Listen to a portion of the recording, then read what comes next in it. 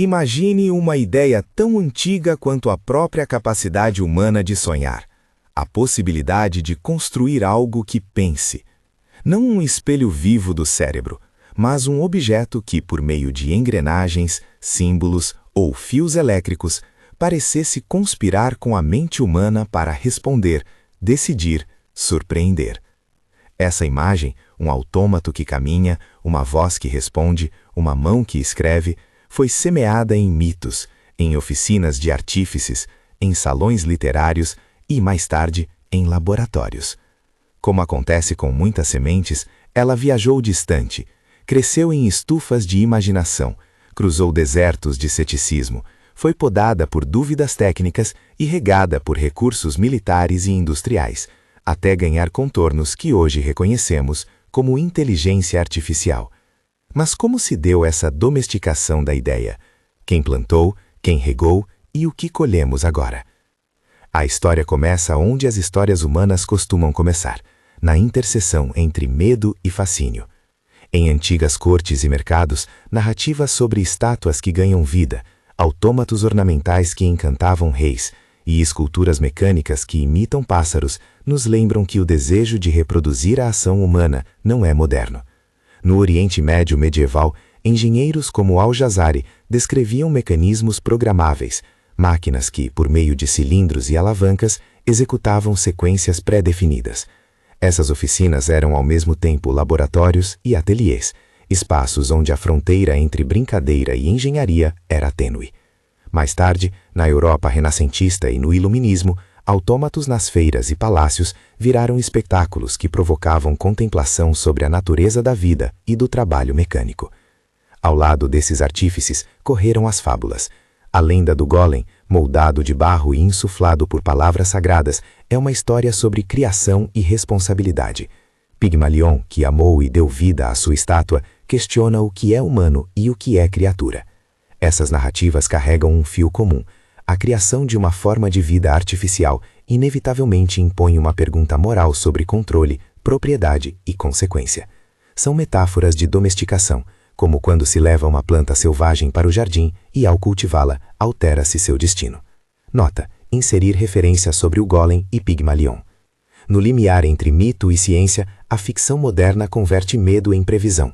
Mary Shelley, em 1818, fez da experimentação científica o motor de um romance que ainda reverbera. A criação de Frankenstein não é somente um aviso romântico, é uma reflexão sobre responsabilidade tecnológica, sobre o que acontece quando se externaliza a dor e a mão que manipula.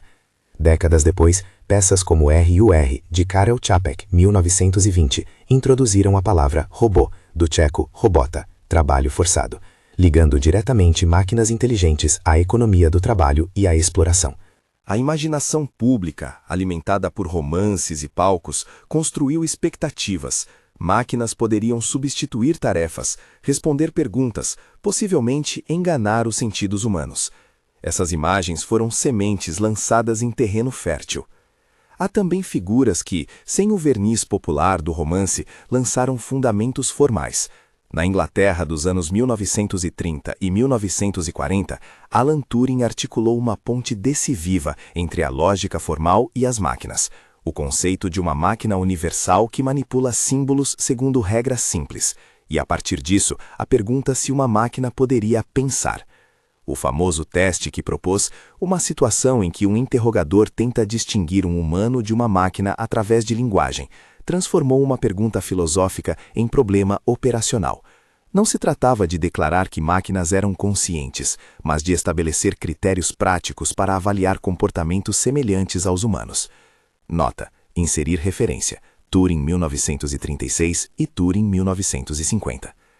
No mesmo período e logo depois, a cibernética de Norbert Wiener formulou outra metáfora produtiva, a ideia de feedback. Wiener observou sistemas que se regulam por meio de retroalimentação, um termostato ajustando a temperatura, um sistema de controle antiaéreo tentando acertar um alvo, e enxergou uma lógica comum entre máquinas e organismos. A cibernética ofereceu um vocabulário e um enquadramento técnico para pensar controle, comunicação e autorregulação em sistemas vivos e artificiais. Essa linguagem se tornou um fio condutor que ligava matemática, engenharia e biologia. Nota: inserir referência, Wiener 1948. Essas ideias teóricas foram, contudo, apenas o primeiro conjunto de sementes. Para que algo crescesse em escala social, era preciso instituições dispostas a cultivar, caminhos de capital para irrigar e infraestrutura para sustentar as plantas mais ambiciosas. Antes de chegarmos às grandes universidades e aos laboratórios corporativos, seria preciso um salto, transformar conceitos abstratos em máquinas que pudessem ser testadas, reproduzidas, corrigidas. Aqui entra uma metáfora recorrente. Se a ideia de domesticação descreve o manejo das capacidades de um organismo, a infraestrutura é a corda e o navio que transportam essa domesticação pelo mundo, cabos de fibra, data centers e redes, que hoje servem como rotas comerciais para modelos e dados. A domesticação sem rotas é apenas um cultivo local. Sem cabos e armazéns, as sementes não alcançam colheitas globais. Mesmo antes dos computadores eletrônicos modernos, pensadores como Ada Lovelace vislumbraram que máquinas calculadoras poderiam transcender manipulações numéricas e tocar no terreno simbólico. Em 1843, em suas notas sobre a máquina analítica de Charles Babbage, ela sugeriu que tal máquina poderia, sob regras, manipular símbolos e criar música ou arte, se adequadamente programada. Essa foi uma das primeiras elaborações de que máquinas, por meio de instruções humanas, poderiam executar processos que ultrapassassem simples aritmética. Nota: inserir referência. Ada Lovelace, 1843. A transição do ensaio à prática técnica acelerou com os avanços em lógica matemática e neurofisiologia. Em 1943, Warren McCulloch e Walter Pitts propuseram um modelo formal de neurônio, mostrando que redes de unidades simples poderiam, em princípio, realizar operações lógicas. Esse trabalho deu uma base matemática para a ideia de redes neuronais artificiais. Décadas depois, nos anos 1950, Frank Rosenblatt desenvolveria o perceptron, um primeiro classificador treinável que, em demonstradores públicos, reconhecia padrões. As demonstrações públicas provocaram um fascínio coletivo e, ao mesmo tempo, deram margem a expectativas que a tecnologia da época não conseguiu cumprir imediatamente. Nota: inserir referências. McCulloch e Pitts, 1943. Rosenblatt, 1958.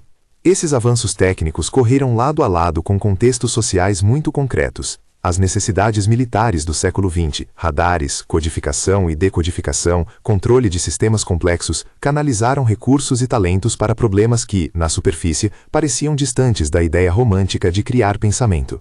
Durante a Segunda Guerra Mundial, por exemplo, esforços para decifrar códigos e automatizar cálculos atraíram matemáticos e engenheiros que mais tarde se tornariam protagonistas acadêmicos e industriais. Laboratórios fechados, contratos governamentais e prioridades estratégicas criaram uma rede de financiamento que ligava universidades e indústrias a objetivos de segurança nacional.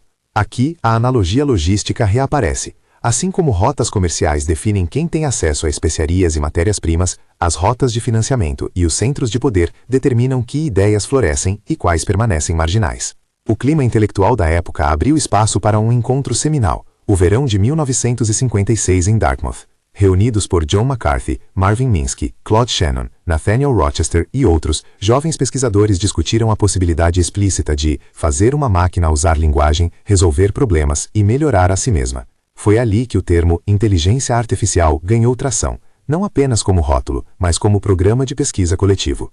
O workshop de Dartmouth não foi um instante mágico que criou o IA por decreto, mas serviu de catalisador institucional. Consolidou uma comunidade, um vocabulário e, crucialmente, promessas que atrairiam financiamento e estudantes. Nota: inserir referências. Dartmouth Workshop 1956. Observar cronologia de autores.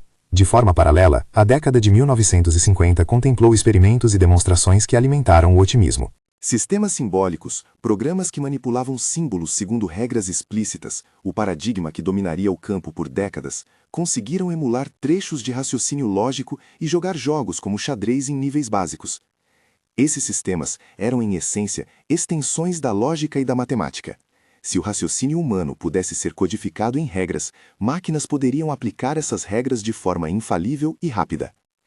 Essa convicção abriu uma via técnica e mental, tratar a mente como um conjunto de procedimentos simbólicos que podem ser formalizados. Mas toda colheita tem sua safra e seus espinhos. Já no final da década de 1960 e ao longo dos anos 1970, começaram a surgir limites práticos que punham em xeque as grandes promessas. Sistemas simbólicos, por mais elegantes, enfrentavam problemas na escala e na complexidade do mundo real. A formulação de conhecimento exigida para cobrir a vastidão das situações humanas mostrou-se custosa e rígida. Críticas teóricas e resultados empíricos mais modestos do que se esperava levaram a cortes de financiamento e a períodos de pessimismo que, no vocabulário do campo, serão depois conhecidos como invernos da IA. As razões foram técnicas, financeiras e institucionais. Sem infraestrutura cultural e técnica suficiente, as expectativas voltaram-se contra os que as formularam.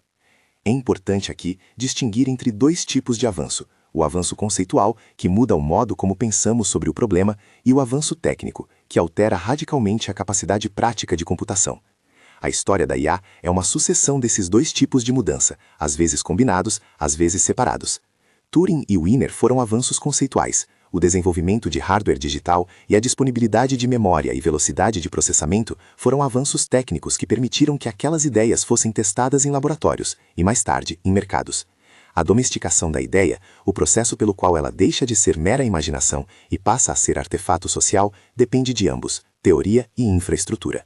Ao narrar esses contornos iniciais, não faltam personagens que humanizam as disputas e as esperanças. Pense em Ada Lovelace, cuja intuição abriu um horizonte sobre o que máquinas poderiam fazer além de contas. Pense em Alan Turing, cujo trabalho, ora misterioso, ora claro, transformou debates filosóficos em enunciados testáveis. Lembre-se de Norbert Wiener, que trouxe para o conjunto da discussão o conceito de controle e informação. Lembre-se de John McCarthy, convocando colegas para um verão de ambição investigativa. E lembre-se de figuras como Rosenblatt, cujas demonstrações públicas tanto inspiraram quanto criaram expectativas frágeis. Cada uma dessas biografias traz uma pequena história de laboratório, uma mesa onde alguém escreveu equações, um momento de deslumbramento diante de um protótipo que respondeu corretamente a um estímulo. Essas anedotas não decoram apenas a narrativa, elas explicam como a tecnologia se forma. Uma oficina onde um avô programa uma sequência de passos para um pequeno robô está ligada por uma linha de continuidade aos laboratórios que testaram circuitos e às grandes salas de servidores que executam modelos hoje. A domesticação técnica é sempre uma prática social. Escolhas de pesquisa são escolhas de valor. Financiamento é um mapa de prioridades. Infraestrutura é a corda que sustenta a travessia do experimento ao uso social. Nota: inserir referência para estudos sobre história institucional da IA. Enquanto as teorias e laboratórios amadureciam, outro conjunto de forças trabalhava nos bastidores. Técnicas de representação do conhecimento, linguagens formais e as primeiras tentativas de estudar como máquinas poderiam aprender por meio de exemplos. A noção de aprendizado estatístico, que ganhará centralidade mais tarde, estava apenas surgindo como alternativa às abordagens simbólicas. Em essência, tratava-se de aceitar que, em muitos problemas, em vez de escrever regras explícitas, poderíamos ensinar as máquinas a inferir padrões a partir de dados. Essa diferença de estratégia, regras explícitas versus aprendizado a partir de exemplos, viraria, nas décadas seguintes, uma das grandes linhas de tensão do campo. Também é nesse período que se insinuam os primeiros dilemas éticos e políticos. Toda a promessa de automação carrega uma premissa implícita: tarefas podem ser deslocadas de pessoas para máquinas. Em ênfases distintas ao longo do século XX, economistas, trabalhadores e políticos começaram a se perguntar: quem perde quando uma tarefa é automatizada? Quem ganha? As respostas nem sempre foram equitativas. Cronistas da época relataram inquietações públicas, greves e debates sobre o papel do trabalho humano diante de máquinas cada vez mais capazes. Essa tensão entre promessa produtiva e risco social é uma linha que atravessa a história inteira e que, mais adiante, será central no debate sobre regulamentação e justiça. Nota: inserir referências históricas de movimentos trabalhistas vinculados à automação. Se incerto, marcar indefinido. No entanto, é importante não cair em uma narrativa monocausal. As oscilações do campo, seus verões de otimismo e seus invernos de pessimismo não se explicam por uma única falha técnica. Elas emergem da interação entre expectativas sociais, modelos de financiamento, limitações tecnológicas e mudanças institucionais. Uma política de corte de recursos em um país em um dado ano pode resfriar a pesquisa, enquanto uma descoberta em outro canto do mundo pode reaquecer o sonho. A história da IA é, portanto, uma geometria complexa de encontros entre imaginação e estrutura. A metáfora da domesticação volta como lembrança. Quando um agricultor decide cultivar uma nova variedade, ele não apenas planta, ele escolhe o solo, define a irrigação, cria cercas que protejam das intempéries. Na tecnologia, esses cercos são padrões de regulamentação, contratos de propriedade intelectual, códigos de conduta científica e, decisivamente, a arquitetura dos sistemas técnicos. Como se comporta uma rede neural é tanto fruto de um desenho matemático quanto de decisões econômicas sobre que dados alimentar e quem tem acesso às máquinas. E aqui, a analogia com rotas e cordas reaparece. Cabos de fibra, data centers e redes são as rotas por onde passam as ideias convertidas em serviços. Sem essa infraestrutura, a promessa permanece local. Ao virar a página da década de 1960 para a de 1970, o leitor percebe um mapa de possibilidades se delineando. Há promessas que seguem a trilha simbólica, há experimentos que exploram o aprendizado, há laboratórios que se especializam em visão computacional, processamento de linguagem natural, jogos e robótica. Esses campos nascem como oficinas distintas e, por vezes, em competição por recursos e legitimidade. A convivência entre abordagens diversas é produtiva, mas nem sempre harmoniosa. Debates epistemológicos sobre o que é inteligência têm consequências concretas sobre financiamento e prioridades de pesquisa. A narrativa de avanço técnico até agora tem focado deliberadamente em ideias e atores, mas seria um erro ignorar o papel da cultura, a literatura, o cinema, a imprensa, em moldar expectativas públicas. Filmes e romances popularizaram modelos de risco e utopia, máquinas que auxiliam, vigilância que se intensifica, assistentes que cuidam de lares e sistemas que redefinem mercados. Essas imagens culturais, por vez, alimentam decisões políticas e comerciais. Elas criam uma demanda ou medo que pode acelerar investimentos e regulamentações.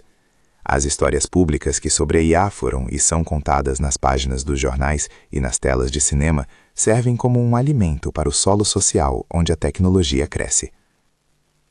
Já no limiar dos anos 1970 e 1980, surgem exemplos concretos de aplicação industrial e comercial.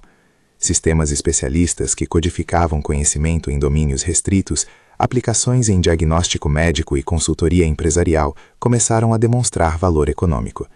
Sistemas como esses mostraram que, mesmo antes da era dos grandes dados e das redes neurais profundas, havia lugar para tecnologia que, de maneira limitada, emulava competências humanas. Esses primeiros usos comerciais abriram mercados, atraindo capital e empreendedores, mas também trouxeram à tona questões sobre confiabilidade, explicabilidade e responsabilidade. Um diagnóstico errado provê um exemplo claro. Quando um sistema erra, quem assume? O programador, a empresa, o cliente. Essas perguntas que parecem teóricas tornam-se concretas diante de danos reais. E nesse ponto a história encontra um nó estrutural. A tecnologia não se desenvolve em um vácuo moral. Cada algoritmo é embebido em decisões humanas, desde a escolha dos dados de treinamento até as prioridades de desempenho. Quando uma imagem de reconhecimento falha ao identificar corretamente um rosto de uma pessoa de cor, não se trata apenas de uma imperfeição técnica, é um sintoma de escolhas históricas sobre que dados se privilegiam, onde se investe e quem participa da engenharia. Assim, a narrativa técnica precisa ser inseparável da narrativa social. Nota: inserir referências sobre estudos de viés algorítmico e casos de análise. Se algo específico for citado, verificar fonte. Ao encerrar este primeiro trecho da história, fica claro que o impulso que levou a inteligência artificial da imaginação à pesquisa aplicada é multifacetado. Mitos e literatura projetaram imagens que atraíram curiosidade.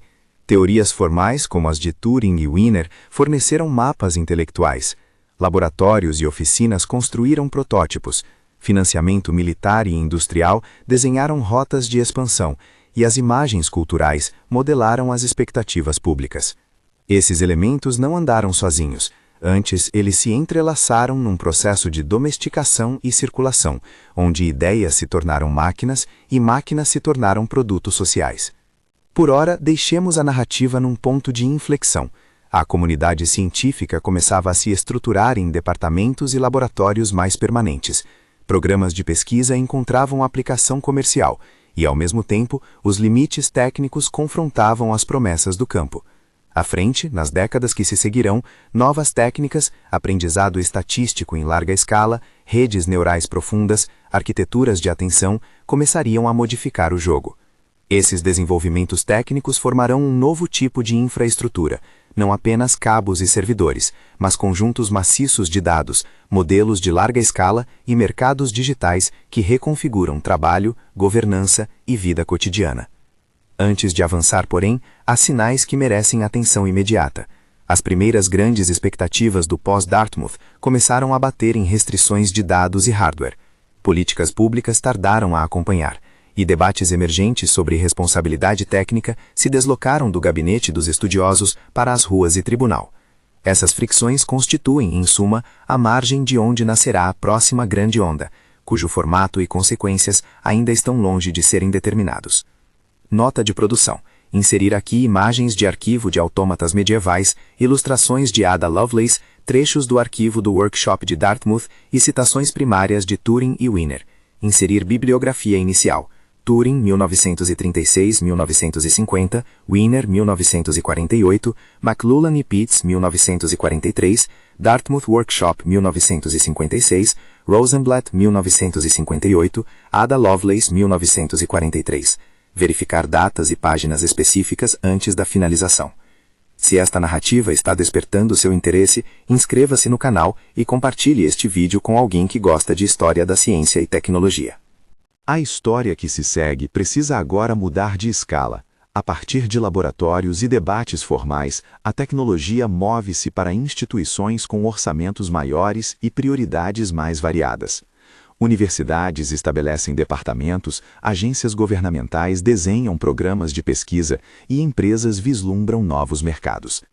Esse momento de institucionalização é complexo porque introduz novos atores com incentivos distintos. Universidades procuram reconhecimento e avanço do conhecimento. Governos buscam vantagem estratégica e segurança. Empresas desejam lucratividade e participação de mercado. Cada um desses atores planta suas próprias cercas na domesticação da tecnologia.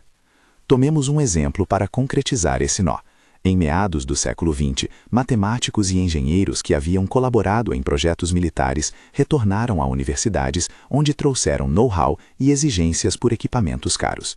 Memória e velocidade de processamento, limitadas em meados do século passado, tornaram-se gradualmente mais acessíveis graças a investimentos públicos e à demanda industrial. Esse hardware permitiu experimentos em escala antes inviável, simulações maiores, treinamento de modelos com conjuntos de dados mais ricos e protótipos que iteravam mais rapidamente. Não foi apenas um aumento de potência, foi a criação de uma nova ecologia técnica onde ideias podiam ser testadas em ciclos rápidos de hipótese, experimento, ajuste. Nesse contexto, surgem também as primeiras tensões sobre propriedade intelectual e acesso. Quando um laboratório de universidade desenvolve um algoritmo promissor, a decisão de patentear, publicar ou comercializar tem efeito direto sobre como a tecnologia circulará. Opções de open source podem democratizar acesso, acordos comerciais podem concentrar poder nas mãos de poucos atores. Mais tarde, essas escolhas teriam repercussões profundas. Modelos treinados em dados privados colocam barreiras de entrada. Decisões sobre licenças definem quem pode construir sobre o progresso científico. É a velha verdade. A domesticação técnica envolve cercas e caminhos, alguns abertos, outros fechados. Na mesma esteira, as prioridades de financiamento moldam agendas de pesquisa. Projetos que prometem aplicações rápidas tendem a obter fundos privados. Pesquisas mais especulativas ou fundamentais dependem de bolsas públicas, que flutuam com conjunturas políticas. Esses mecanismos criam ciclos. Quando uma área mostra retorno econômico, ela atrai investimento e acelera. Quando o retorno é incerto, o investimento seca. É assim que se explicam, em parte, os chamados verões e invernos da IA. Nota: inserir estudos econômicos sobre ciclos de financiamento em tecnologia. Por outro lado, esse processo não é meramente instrumental. A cultura acadêmica também define problemas considerados legítimos. Se a comunidade prestigia certos tipos de método, por exemplo, abordagens formais baseadas em lógica simbólica, jovens pesquisadores tenderão a se formar nessa tradição. Mudanças de paradigma acontecem muitas vezes quando um conjunto de problemas ganha potência explicativa maior que o anterior, ou quando recursos técnicos, dados, hardware tornam viável uma nova abordagem. Assim, a emergência do aprendizado estatístico e das redes profundas não foi apenas técnica, foi também institucional. Exigiu professores, cursos, conferências e, sobretudo, a formação de gerações de engenheiros capazes de trabalhar com dados em grande escala. À medida que as instituições se consolidavam, surgiam também atores comerciais, dispostos a traduzir pesquisa em produto. Startups e empresas de tecnologia começaram a ver oportunidades em aplicar técnicas de IA a serviços, sistemas de recomendação, análise de crédito, publicidade programática, automação industrial. Essas aplicações, embora muitas vezes pouco glamurosas, foram decisivas para construir uma economia de IA. O mercado exigiu soluções escaláveis, replicáveis e vendáveis, o que, por sua vez, empurrou a pesquisa para prioridades práticas. A velha metáfora das rotas reaparece. Sem demanda comercial e infraestruturas de mercado, muitas invenções teriam permanecido curiosidades acadêmicas. Mas a comercialização traz outra camada de complexidade. Quando tecnologia vira produto, ela precisa operar em contextos legais e sociais que não existiam antes. Quem regula sistemas de recomendação? Que padrões de responsabilidade devem existir para algoritmos que decidem sobre liberação condicional, crédito ou emparelhamento de empregos? Essas perguntas, que hoje soam centrais, emergiram gradualmente conforme sistemas começaram a ser usados em escala.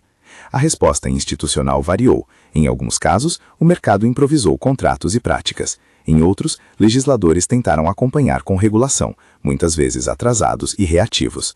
O hiato entre o ritmo de inovação e o ritmo da lei abriu um espaço de experimentação privatizada, onde corporações determinavam padrões por prática e hegemonia de mercado.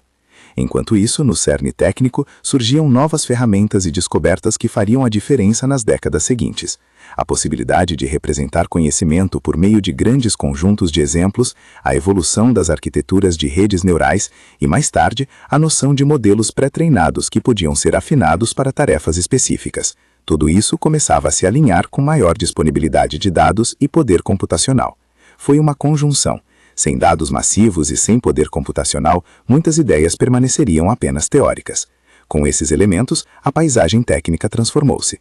A domesticação, nesse estágio, assume outro sentido, não mais apenas domesticar uma ideia no laboratório, mas domesticá-la para a produção industrial, para o consumo cultural, para a vigilância e para a governança. À medida que essa maquinaria social se formava, vozes críticas também apareceram. Acadêmicos, ativistas e profissionais levantaram questões sobre justiça algorítmica, transparência e impactos sociais.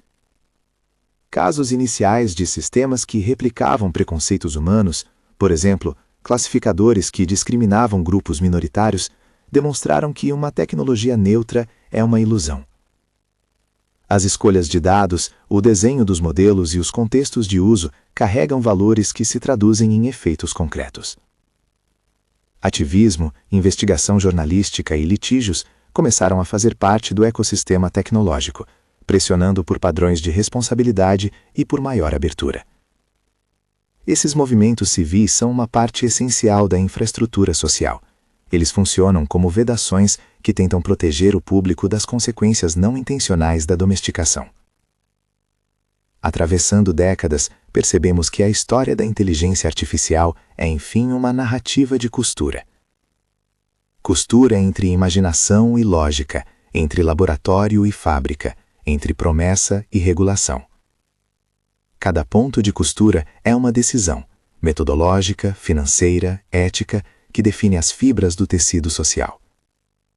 A pergunta que dirige este percurso: como a ficção científica chegou a moldar a tecnologia que agora pode reconfigurar a sociedade, encontra aqui uma resposta parcial.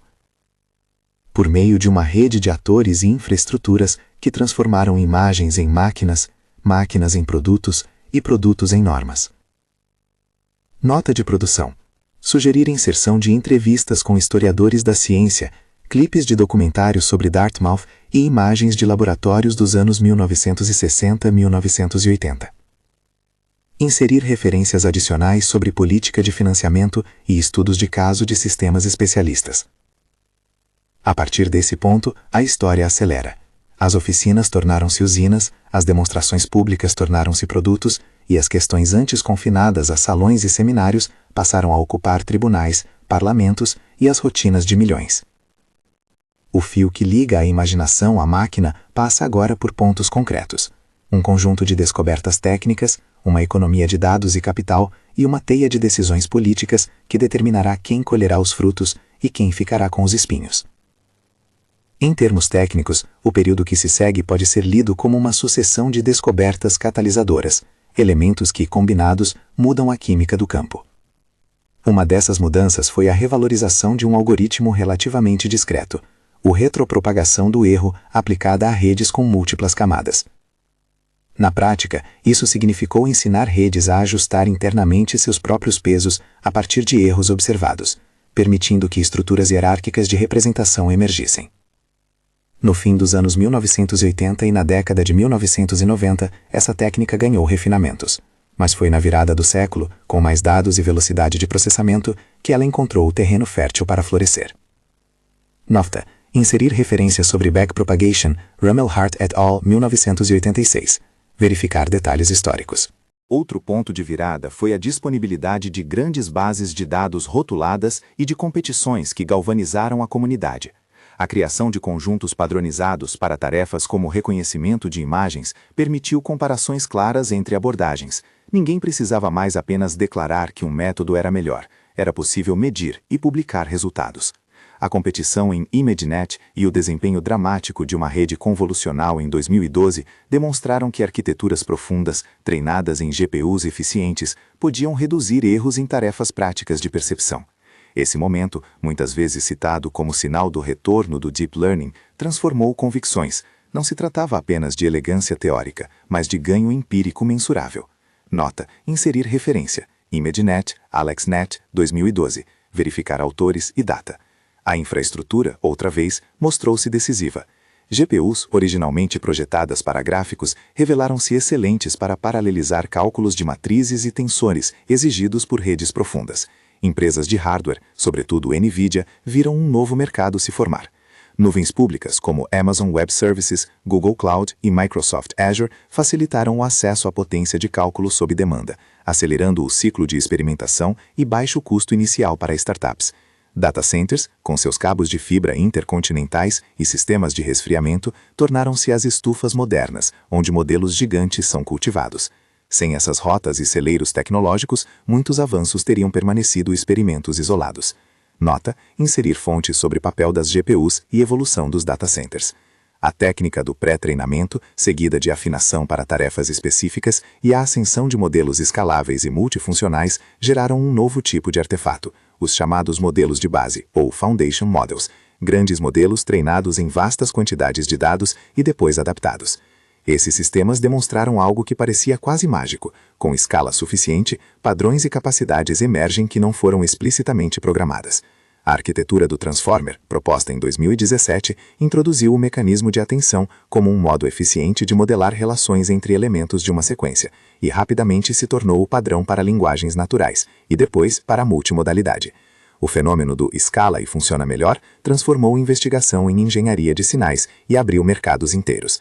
Nota: inserir referência. Vaswani et al. 2017, Bomazani et al. 2021 sobre Foundation Models. Verificar citações.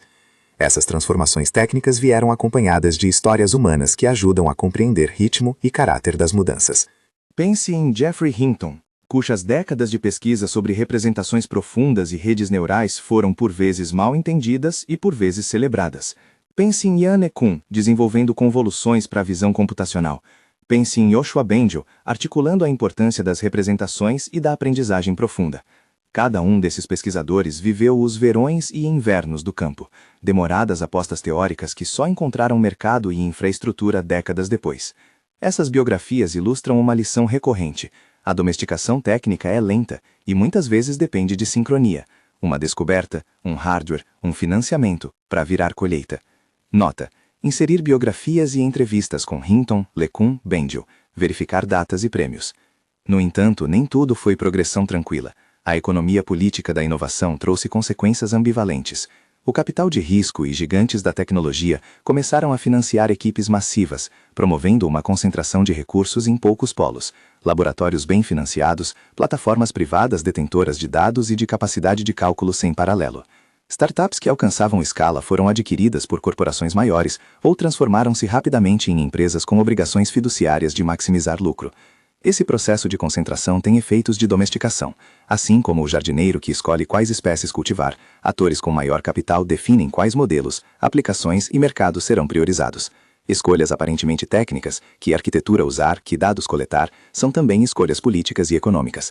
Nota: inserir estudos sobre financiamento de IA, aquisição de startups e concentração de mercado.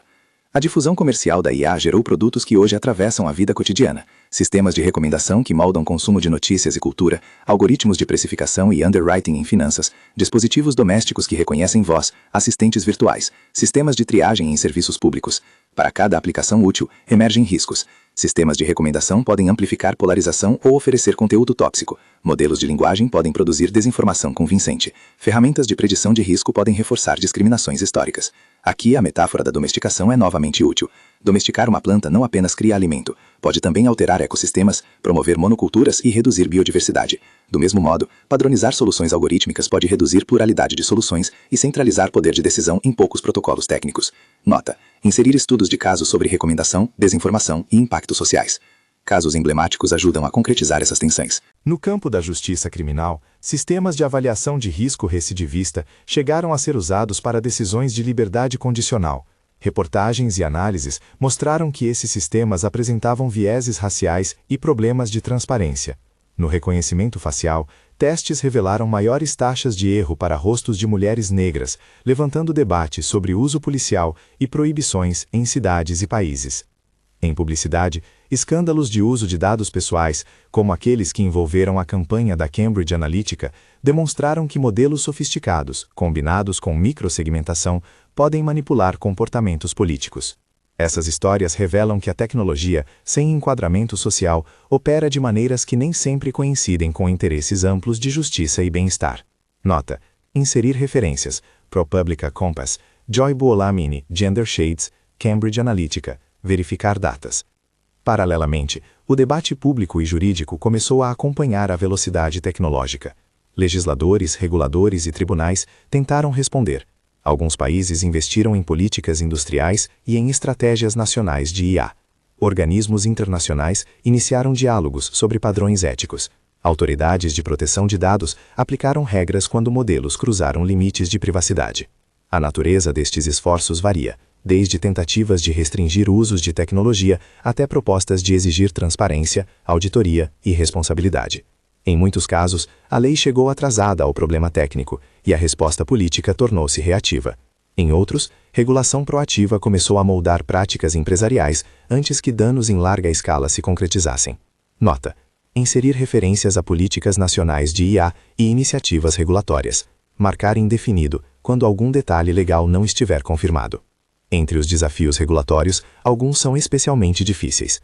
Como auditar um modelo que evolui com fine-tuning? Como atribuir responsabilidade em sistemas compostos por conjuntos de componentes, treinados por atores distintos? Como regular quando a tecnologia é global, mas as leis são nacionais? Essas questões apontam para um problema de governança. A técnica corre mais rápido do que as instituições. A resposta possível exige pensar em infraestrutura normativa, não apenas leis, mas padrões industriais, regimes de auditoria independente, práticas de engenharia que priorizem segurança e justiça, e em governança global, capaz de evitar arbitragem regulatória que favoreça jurisdições complacentes. Nota: sugerir estudos comparativos de regulação e reflexões sobre governança internacional. Marcar indefinido onde for necessário. Enquanto isto, o campo técnico também se voltou para a própria robustez de seus artefatos. Pesquisadores demonstraram vulnerabilidades fundamentais, exemplos adversariais que enganam redes neurais com ruídos imperceptíveis, falhas de generalização quando modelos são deslocados para domínios levemente diferentes, problemas de alucinação em modelos de linguagem, respostas factualmente incorretas, mas convincentes. A existência desses problemas obrigou a comunidade a repensar métricas de desempenho e a investir em segurança e confiabilidade. A analogia biológica retorna. Assim como uma droga eficaz pode ter efeitos colaterais, um modelo potente pode causar danos inesperados se mal compreendido. A ciência básica, entender representações internas, a geometria dos espaços de ativação, mecanismos de atenção, tornou-se crucial não apenas para desempenho, mas para a segurança pública. Nota: inserir referências sobre adversarial examples, estudos de robustez e interpretabilidade. Do ponto de vista social, os impactos econômicos são profundos e ambivalentes. A automação já deslocou certas tarefas, mas criou outras. Contudo, a distribuição destes efeitos é desigual. Trabalhadores em funções repetitivas, em algumas cadeias logísticas e certos setores de serviços podem sofrer substituição ou precarização, enquanto profissionais com habilidades de engenharia e gestão de dados tendem a capturar ganhos.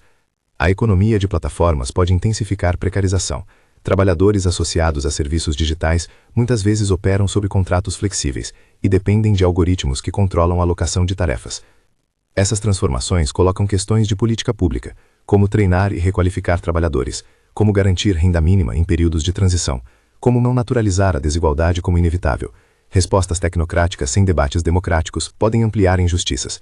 Nota: inserir estudos sobre automação e mercado de trabalho. Marcar indefinido quando dados precisos de impacto nacional forem citados. Além do emprego, a vigilância algorítmica se tornou um campo de fricção político. Estados e corporações que manejam grandes conjuntos de dados podem monitorar comportamentos em escalas sem precedentes, localizar indivíduos, inferir preferências, detectar dissidência. Em regimes democráticos, esses poderes suscitam debates sobre liberdade civil e limites legais. Em contextos autoritários, o uso de IA para repressão e controle é uma preocupação aguda. A tecnologia em si não determina o uso, são as escolhas institucionais, os incentivos e a arquitetura legal que traçam o caminho. Ainda assim, a facilidade técnica com que se pode combinar reconhecimento facial, análise de padrões e automação de decisões coloca uma responsabilidade especial sobre projetistas, executivos e legisladores. Nota: inserir casos e relatórios sobre vigilância e uso autoritário de IA, verificar fontes. A justiça algorítmica, tema repetido em conferências e comitês de ética, levanta uma pergunta prática. Como projetar sistemas que não reproduzam discriminações existentes? As respostas técnicas, fairness constraints, reamostragem, explicabilidade, são necessárias, mas não suficientes. A justiça depende de contexto. Quais métricas priorizar? Quem decide os trade-offs entre precisão e equidade? Que reparações estão disponíveis às vítimas de decisões enviesadas? Há também um risco de solucionismo técnico. Acreditar que ajustes algorítmicos isolados resolverão problemas sociais estruturais. Em muitos casos, intervenções institucionais, políticas públicas redistributivas e normativas de prestação de contas são tão essenciais quanto melhorias algorítmicas. Nota: inserir debates sobre fairness e exemplos práticos, indicar leituras sobre explainability e trade-offs. Dentro do próprio campo, surgiram movimentos de resistência e propostas normativas. Cientistas e engenheiros formaram grupos que demandaram transparência e cessaram práticas duvidosas. Laboratórios passaram a adotar processos de revisão interna e comitês de ética. Jornalistas investigaram, tribunais decidiram casos emblemáticos, e sociedade civil pressionou por limites no uso de tecnologias sensíveis. Essas forças exercem pressão sobre as corporações e sobre o poder público de modo análogo a cercas que protegem um plantio. Elas não cancelam o risco, mas introduzem barreiras que tornam certos usos mais difíceis e que incentivam a precaução. A domesticação, portanto, inclui tanto práticas de cultivo quanto vedações sociais. Nota: inserir exemplos de ativismo e processos de governança interna em empresas. No coração desta história técnica e política, existe uma pergunta teórica e prática sobre limites. Até onde podemos confiar em modelos treinados em correlações para decisões que exigem causalidade, responsabilidade moral e compreensão humana? Muitos sistemas operam bem em tarefas previsíveis e estritas. Quando submetidos a contextos ambíguos com consequências humanas significativas, sua aptidão é contestada. Aqui, a ciência básica importa novamente. Desenvolver teorias de generalização, de causalidade, de representação simbólica híbrida e melhores métodos de validação são essenciais para evitar erros catastróficos. A analogia com a medicina vale. Um remédio sem ensaio clínico pode parecer promissor em laboratório, mas causar danos em populações heterogêneas. A prudência exige avaliações empíricas robustas e regulação proporcional. Nota: inserir leituras sobre causalidade em IA e validação fora da amostra. Chegamos então ao momento contemporâneo, em que modelos gigantes e mercados corporativos se encontram com debates públicos intensos sobre soberania, concorrência e segurança. Laboratórios privados dispõem de equipes com centenas de engenheiros e acesso a dados globais. Academias produzem teorias e críticas. Governos tentam equilibrar incentivo à inovação e proteção ao público. A questão-chave não é apenas técnica, é institucional. Quem define padrões de segurança? Quem audita com que mandatos e com que transparência? Quais incentivos assegurarão que a inovação seja compatível com valores democráticos? Esses são os pontos de bifurcação do presente. Cada escolha de governança abre um caminho distinto. Podemos imaginar, sem cair em futurologia determinista, alguns cenários plausíveis. No primeiro, prevalece um modelo de mercado aberto e voraz. Empresas competem pela liderança, oferecem serviços cada vez mais integrados e pressionam por autorregulação. O benefício talvez seja a inovação acelerada e produtos úteis. O custo pode ser maior concentração, externalidades sociais não internalizadas e riscos de segurança negligenciados. No segundo cenário, a regulação pública robusta e coordenada prioriza a saúde pública, proteção de direitos e equalização de acesso.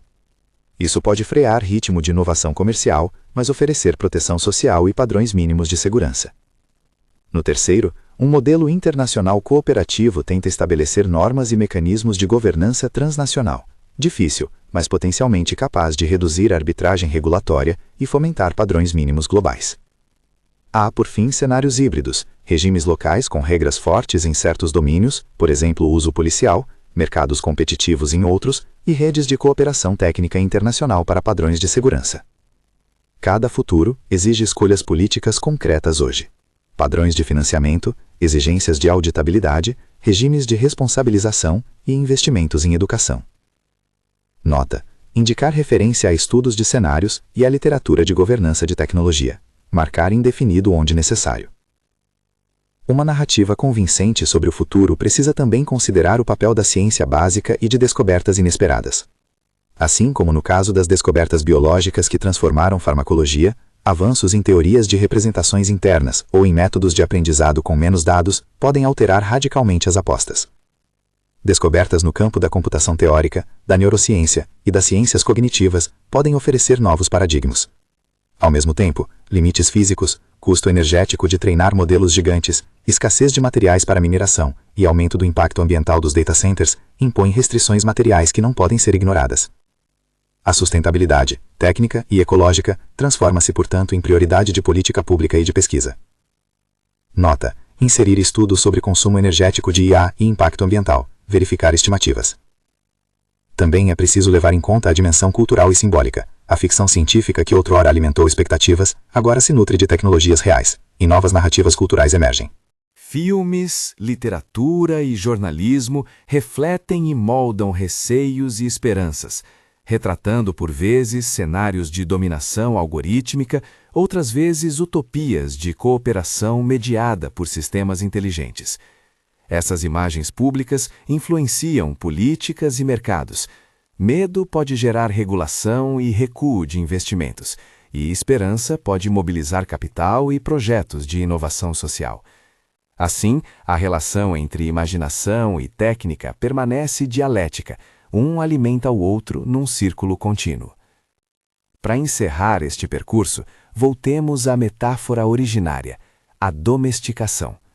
Domesticar significa intervir, selecionar, proteger e controlar.